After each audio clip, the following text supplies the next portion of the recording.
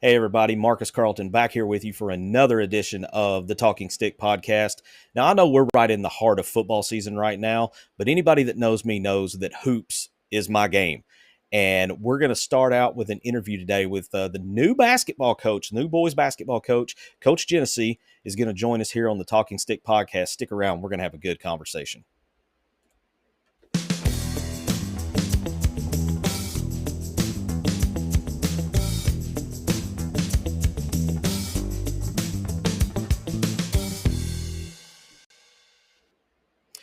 All right, back here in the Talking Stick podcast, want to welcome our very special guest today, Coach Paul Geniesse, the new boys head coach at Westside. Coach, appreciate you coming on the Talking Stick. Marcus, thank you so much for having me. Looking forward to it.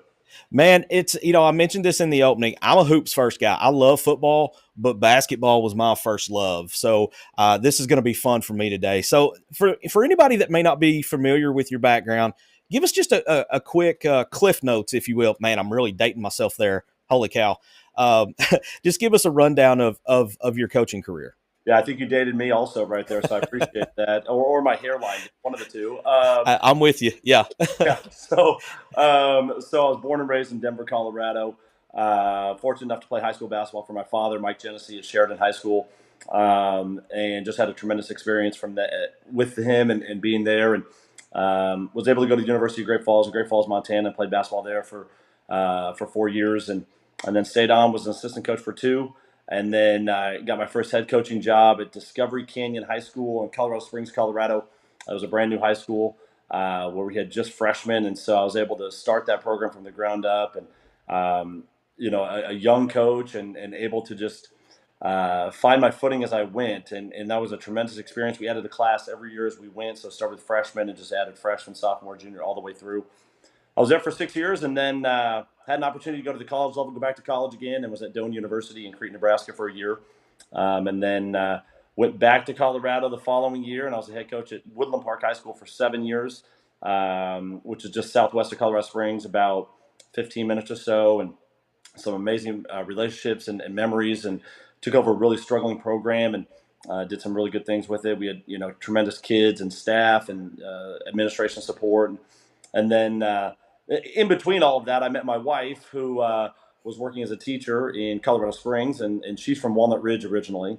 And so that is kind of the connection from Colorado to Arkansas. And we would always come back during Christmas time and break and stuff like that. Because in Colorado, you can't really play over Thanksgiving, you can't play over Christmas at all. So we'd come back. And my first experience actually with Arkansas basketball was the NEA tournament. Back, I want to say 2009, and so that was. I always thought, wow, that's such a cool thing that you could play over Christmas break, and sure enough, right around COVID, we started talking about maybe that move to Arkansas, and Nicole's family is still here, all in Walnut Ridge for the most part, with the exception of her brother who's in Tennessee, and his wife and son, and so we just started looking around. We loved the Jonesboro area, and then the Harrisburg job opened up, and so. I was fortunate enough, Coach Aaron Thornton and Mr. Jay Murphy, and were on that committee, and fortunate enough to get that job. And we moved out here, and we were there for 4 years and made some tremendous relationships, lasting relationships with some kids and with our kids and some friends in Harrisburg, and then Westside opened up last spring, which I think was probably a shock to a lot of people. And at that point, it was a no-brainer to go after it. And fortunately enough, Mr. Chris George and the school board and the hiring committee felt I was the appropriate coach to lead that program. And that's a big responsibility in my eyes. And I'm extremely grateful for that opportunity. And we are just so thankful for what was given to us. And we're going to make sure we don't let down, the Westside community. Coach Whitmire, who has left a lasting legacy in the program, and everybody associated with Westside basketball. Yeah, and so you answered one of the questions I was going to throw at you with the connection from Colorado to Arkansas, because that's not, Texas to Arkansas, Missouri to Arkansas, you can kind of see that, but from Colorado to Arkansas. But then once you told the story, it makes perfect sense. So who knew? Did you ever expect that you would end up living in Arkansas? I don't know if I expected it, but I could see myself doing it. Right. So the community, the people in Arkansas, every time we'd come back, the climate I loved. Hmm. Just such genuine people who live in this state, and believe it or not, I love the humidity. Anybody that knows me so far, especially our assistant coaches, Coach Sheffield and Coach Smith, I'm always complaining to them about how cold I am in the gym, and because the AC is always on, and so Right. it might be 90 degrees, but I'm always wearing a hoodie, and so yeah, I love the humidity and heat, but it is just it's a wonderful environment, a state to live in. The people here are amazing, and so I saw myself being able to live here, and I think that's half the Hmm. battle. Sometimes, can I put myself in a place to actually, you know, raise our son, and our son was 2, I believe, at the time when we moved here. We've been here now going on 5 years, so yeah, it was a little different Hmm. with the snowstorms. School closing for about an inch of snow, and then staying closed for like 3 more days after that was Right. a little different to get used to. Colorado, we'd have 8 to 12 inches snowstorms and maybe close for a day and a half or 2 days after that, but the ice storms have got me. So Yeah. I have learned not to drive on ice, and so yeah, it's been a good move though. Good deal. Well, let me be. I'm a little late to the party here, but welcome to Northeast Arkansas, and especially welcome to Westside. Thank you. More specifically. So it's good to have you here, and I'm looking forward to getting the season under the way here in a few months. So let's talk a little bit about basketball. If you had to, give an elevator speech to someone about what a coach team looks like, how would you describe one of Coach Genessee's teams? Well, I think first off, my evolution as a coach has definitely changed from when I started in 2007 to now.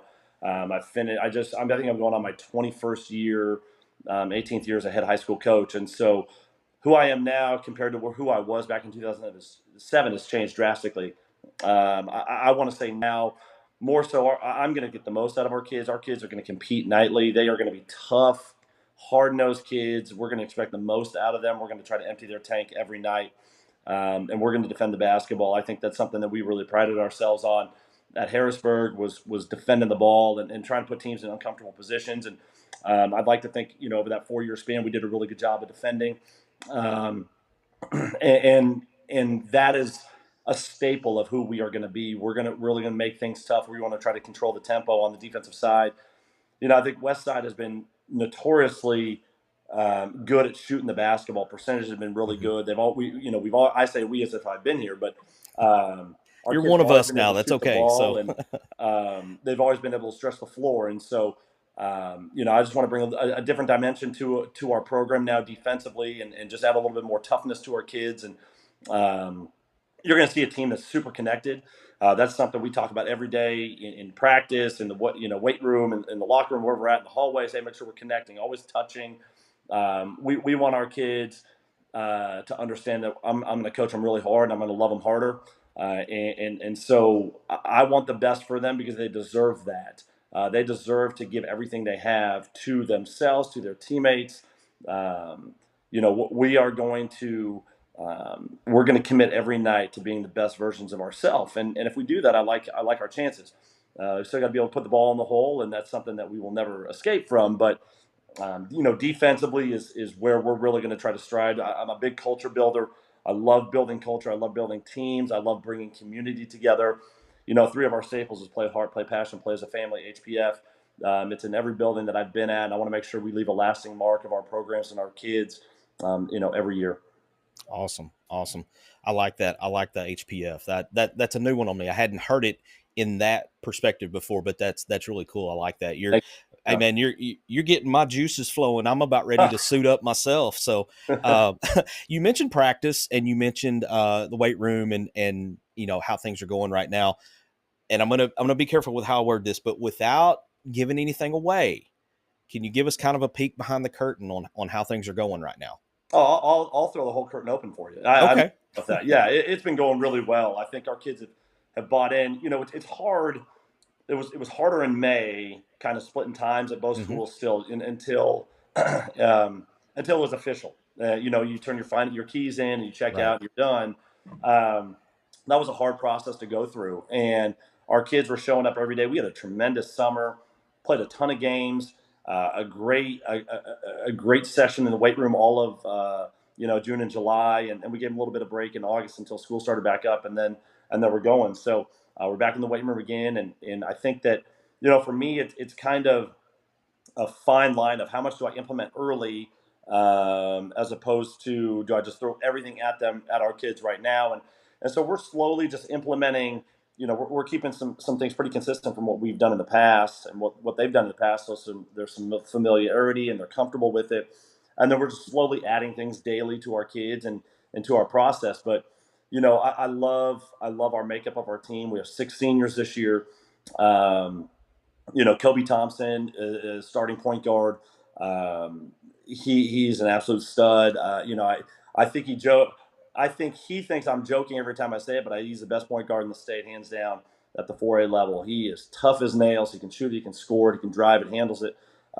He's a young man that we will rely on heavily.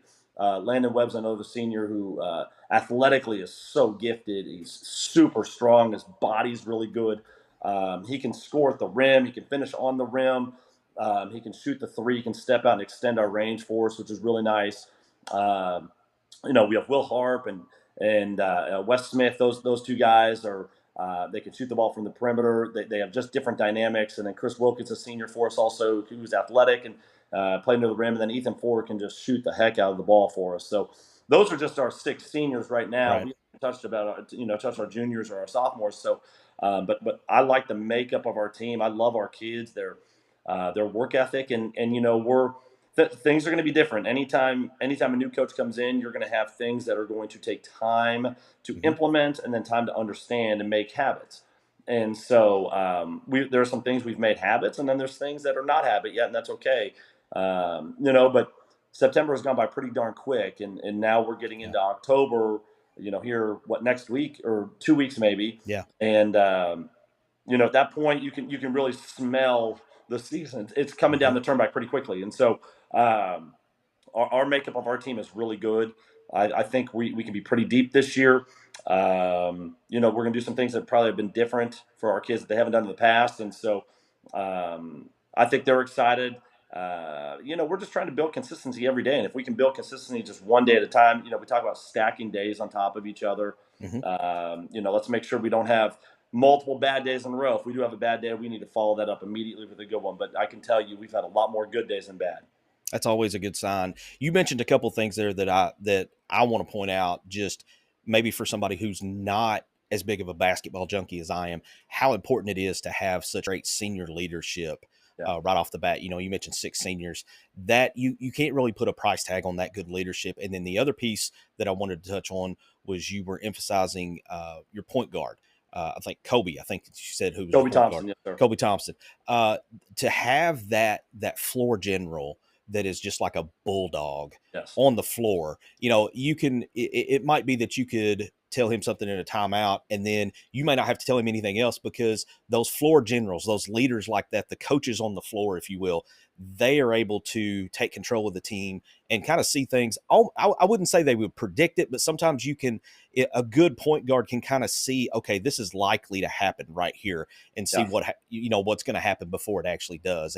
And that's always the sign of a really good team, is that if you have a solid point guard that the entire team respects, and then the coach knows that he has basically a coach on the floor during the middle of the game, that's priceless as well. Yeah, absolutely. You hit it on the head. And Kobe and we've mentioned this to each other a lot in terms of, he is the extension of me on the floor every night. And I think as a senior, you want to have high expectations. As a ball player in Yeah. general, you want to have expectations put on you. But there's going to be more on him, probably more so than anybody else, because he is that good. His mentality, he's just a tough nosed kid.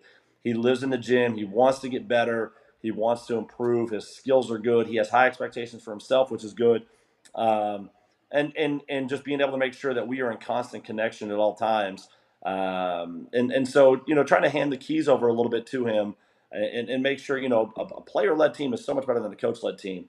There's so much more our kids can do together than Mm-hmm. what I might be able to do with them. And so, we always talk about spreading your web of influence, right? And how do we get everybody on the same page? And he's one of those young men that can get all of our guys on the same page, and he's going to have high expectations for our kids as teammates, and he should.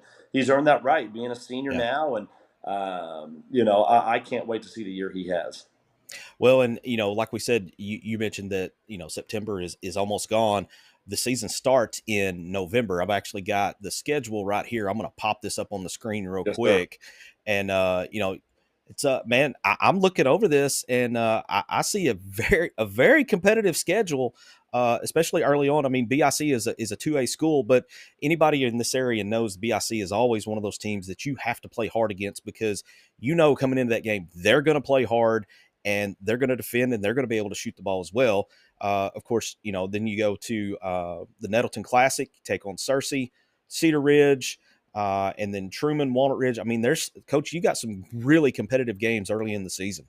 Yeah, we do. It's credit to Coach Smith for being able to get the schedule done. That was most of the schedule was completed before I got on board, and Mm-hmm. we were able to get after I was hired, I was able to get Valley View on the schedule at Westside, and then the Stuttgart game we just got added last week, I believe, and so being able to play Searcy out at the Nettleton Classic. I mean, we have a really good, I think, non-conference schedule going over Paragould for the 3 games over there, the Paragould Classic, on top of the one of the premier conferences in the state with Brooklyn and Blytheville and Gosnell, Highland, and Pocahontas. So our kids will be battle tested. They're going to be ready to go just based on, who we're playing early, and then Right. and throw in the NEA tournament, which I absolutely love. And Mm-hmm. people always say, and I was one of those coaches early, like I wish we had more games in the NEA, and then that always comes back to, well, win and you will have more games. And so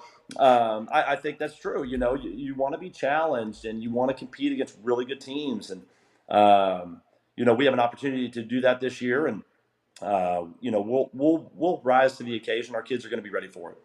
Yeah, and I've heard many coaches talk about, putting that high level competition on the front end of their schedule. That way, when they get into conference play, as you said, you're battle tested. Right.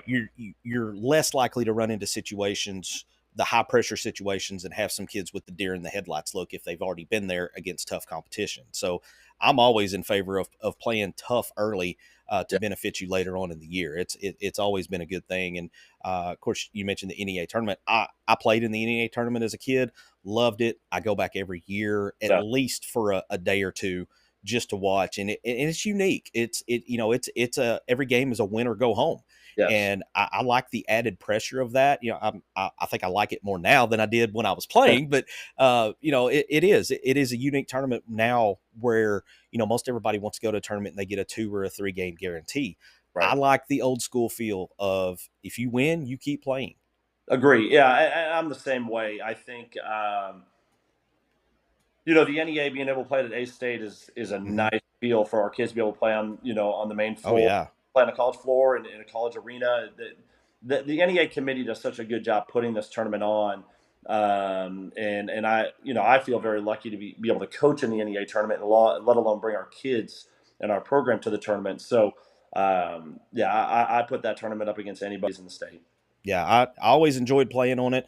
And, coming from a small school like I did, I mean, I'm talking small enough to make Bay look big, but, I knew, a lot of us knew, hey, this is our opportunity to play on a Division I college floor.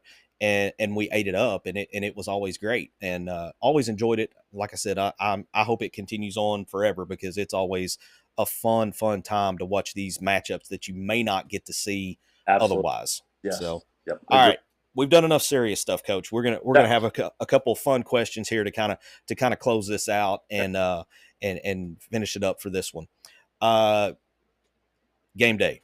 What's your routine? Are you a superstitious guy? I'm very superstitious when it Yeah. comes to game day stuff. I mean, even when my daughter was playing ball, and then now that my son is starting to get into football a little bit, I'm a little superstitious. I have to admit it. Do you have any game day routines or anything? Yeah, I think I'm along that same line. One of them is and it's been like this probably since 2007. Is I am the only one that will bring the game ball out to the scores table. I like it. And so ask me why. I have no idea. I guess I've done it that long. And so I will make sure that the game ball is out for the start of our seventh grade game or whatever it might be. I typically only eat maybe breakfast on game day, and that's Mhm. it. If I even eat, some days I won't even eat on game day. And yeah, that's about it. I just try to keep it as routine as possible. But the superstition piece is the game ball. Absolutely. Yeah, I understand. Trust me, I understand completely. Uh, quick story. My daughter was a senior a couple years ago. Played with Laney Welch and Huffstetler and all those girls, and they were really good. Yeah. They caught fire right at the right time of the year. And so when we got down to tournament play, it was one of those things of like, okay, what did I have for supper last night? Because that's what I need to eat, before we go to the game tonight. And as stupid as it sounds, that that's just the way that my That's how it mind is. works. Yeah, Yeah. I'm I mean, if also you're, like if yeah, if we haven't played well and I've worn a certain tie, I'll yeah, put that tie just. I mean, I might just I don't know put it on eBay and sell it, take it to Goodwill. Who knows what I'll do with it? But if we haven't played well, that tie is definitely not coming back out again. absolutely. I mean, I had a certain shirt, that I had to wear every game, Yeah, and if we didn't play well, that one went out of the rotation and it yeah. didn't come back. So I'm with you 100%. All right. So outside of basketball, what's something about Coach Genesee that Westside fans should know? Yeah, I love to fish. I'm a big fisherman. I love musky fishing and pike fishing and largemouth bass fishing, all sorts of fish. I like to read. I collect starting lineup basketball figures. You probably Okay. remember like the Yeah. remember Yeah. like Kenner Sports uh, Yeah. figures. So I love those starting lineup figures. And so I guess I'm still a kid at heart, and hopefully that never goes away. But yeah, I'm a big family man. I love my wife Nicole and our son Dolan and our two dogs, even though they're a little crazy at times. But yeah, so a big family guy. But I would say those are probably our son. My son is he's always around, and he'll make himself at home even when he doesn't know who he's with. And I told our kids that the first day. I said, "Listen, he's going to be around, so just get to know him, and Yeah. once you get to know him, you'll love him." And sure enough, yeah, he's made himself pretty comfortable at Westside already. I love it. That's great, and the fact that the boys have kind of adopted him into the family, Oh that's yeah, even better. I mean, yeah, that's just awesome. So, well, Coach, I appreciate you coming by and visiting with me here on the Talking Stick podcast. And November 11th is coming up. We're closing in on the very end of September now, and you talked about how fast September has gone. I think October will probably go even faster, and then once we hit November, it's full speed ahead. Hopefully all the way through March. yeah, absolutely. First off, thank you again for having me. It's an You honor to be bet. part of this podcast. And again, I want to thank the school, the school board, Mr. George, Hmm. the Westside community for this opportunity. It's one we don't take lightly, and you know, our vision is set every day to get better. And I know with the support of the Westside community, the dedication our kids have put forth, the amazing coaches that we have with Coach Smith and Coach Sheffield, we are going to do some awesome things this year, and we can't wait to see you out there. Yeah, I can't wait, man. I'm ready to have that dome full and have it rocking when whoever's coming to town. It Yes, doesn't sir. matter who. I love the atmosphere of the dome, and there's it to me it's one of the unmatched